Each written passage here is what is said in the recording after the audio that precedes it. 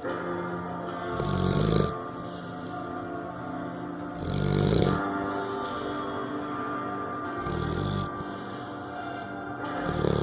handing him over to the Mexicans. When some broad pulls her shit and dumps him,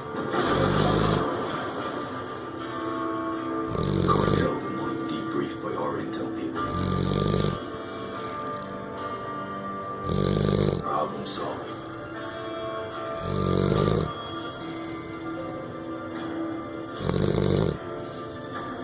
But they had a bigger problem. They wanted the man who can get the man, and nobody can get him.